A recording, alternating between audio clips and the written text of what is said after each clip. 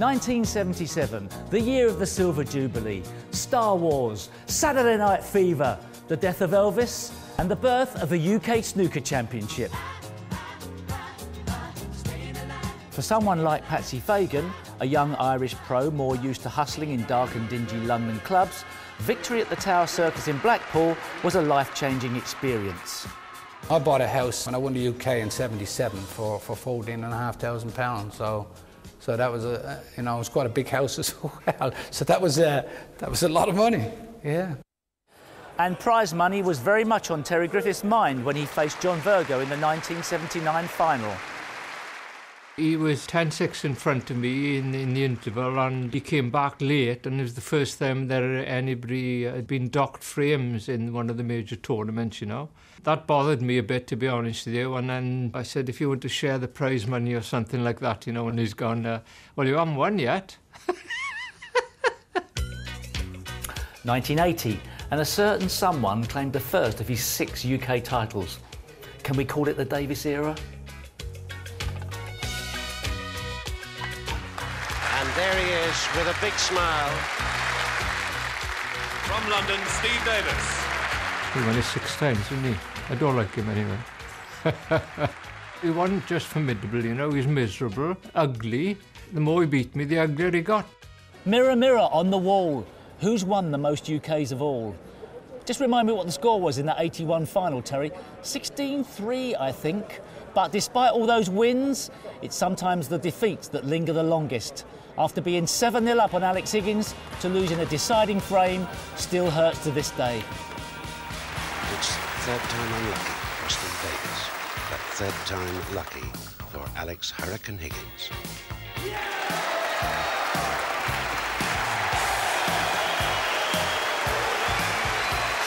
And Alex Higgins is the UK champion, 1983. And I'm sure that Willie Thorne feels the same about the Miss Blue against me in the 1985 final. And that is unbelievable.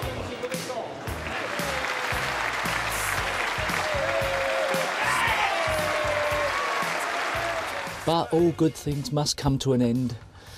Yeah, I'm looking at you, Wonder Bairn. Yeah, but much as it pains me to say it, you actually won more UK titles than me. Too many losses in finals for my liking.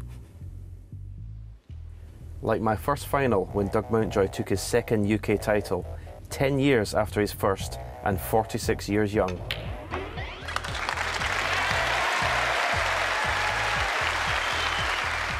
But those 2 wins against Steve in 89 and 90 were very satisfying, especially the 16-15. Oh dear, oh dear.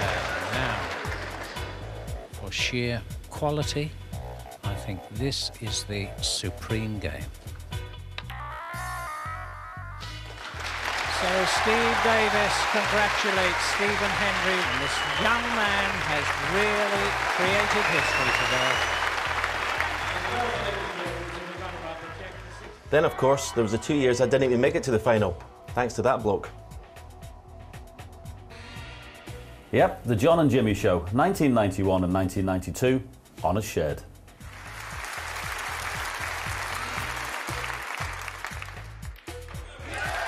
There it is. Just listen to that applause for a really wonderful champion. The main reason the UK Championship was so difficult to win is the fact it was a 17-frame and 31-frame format. Only the World Championship proved a bigger challenge. But all that changed in '93 when it became best of 19. And I was in the other chair where Ronnie O'Sullivan won his first UK title that year at the tender age of 17. That was when I knew how Steve must have felt when I turned up. I never expected to beat him, end up winning it, and yeah, and when I watch it back now, I just think, wow, amazing. You know, I had my mum there as well and celebrating with me, you know, because it was a hard time for me at the time, because obviously my dad had just gone away, so that was difficult for me. But to kind of get that win was like a massive boost. Ronnie O'Sullivan, ladies and gentlemen. The next 3 finals, I beat Doherty, Ebden and Higgins, and that was pretty much it for me.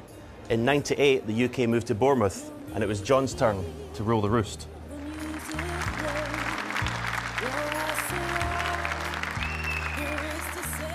can't really remember any of those finals, really. First one about Matt Stevens, I just remember we had a good party after it, me and Matt with our dads and things, we had a right good drink. 2000, I think I beat Mark Williams. I beat him quite convincingly, I think, there, which was good. In 2001, the UK Championship first moved to the Barbican Centre here in York, and I managed to get to the first couple of finals. The first one, against Ronnie O'Sullivan, I lost heavily 10-1, and I was lucky to get one. The second one was heartbreaking 10-9 defeat to Mark Williams, one of 9 final frame deciders at the UK Championship.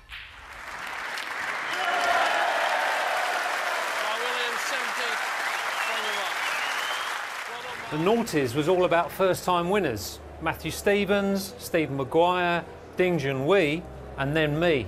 And I definitely enjoyed that one.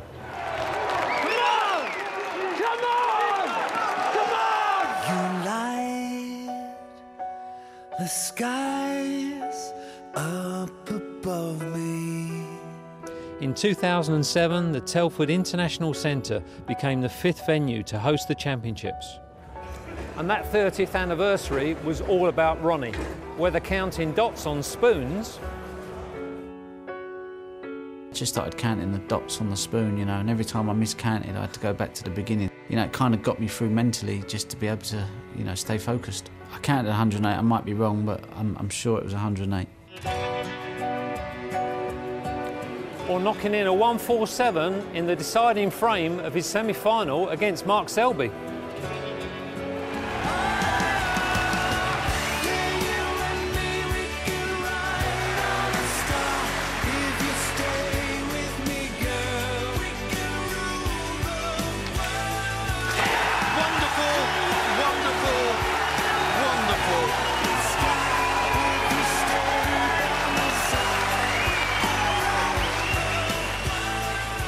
The Rocket was a man on a mission, 4 UK titles and counting. The following year, Shaun Murphy won his first UK title, thanks to a very generous slice of luck. He's fluked it, can you believe it? I missed it by a mile. It went round the table and in the middle pocket like a rat up a drain pipe, you know, it never touched the sides. You know your Davises and Hendrys and Ronnies and John Higginses, they win these all the time. For them, it's just normal. For mortals like me, winning these majors is out of the ordinary, so you've got to enjoy them when they happen. Shaun the Magician Murphy! And in 2010, one of the snooker gods, John Higgins, did the unthinkable, coming back from 9-5 down to defeat Mark Williams, at one point needing a snooker, and then in the decider with all to play for, this.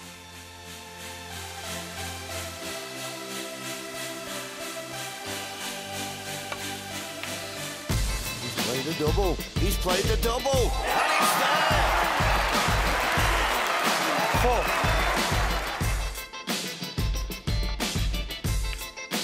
And in goes the blue. 9.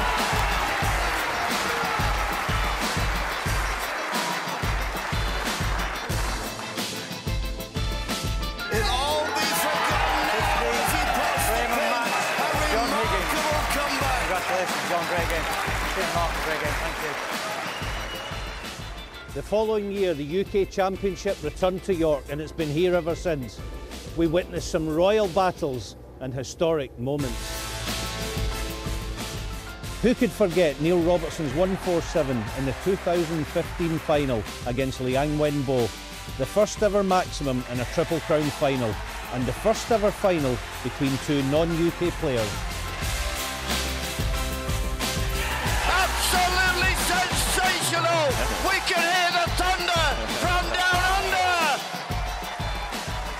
And we've also seen the emergence of Mark Selby as a real force in this event, twice a winner in the last 5 years, as well as being a beaten finalist. And with Ronnie O'Sullivan's victory in 2014 against Judd Trump, elevating him alongside Stephen Hendry as a 5-time winner. Only Steve Davis now stands above him with 6 UK titles. We're yet to see whether the Rocket can equal that record, but there's one thing for certain, the stature of this championship remains the same. It is without doubt the second most important tournament in the snooker calendar. And just as the Crucible is synonymous with the world's, surely now the Barbican in December is the home of the UK Championship. It sure feels like home, that's certain. Now, what about this 2017 edition? This afternoon we asked you to cast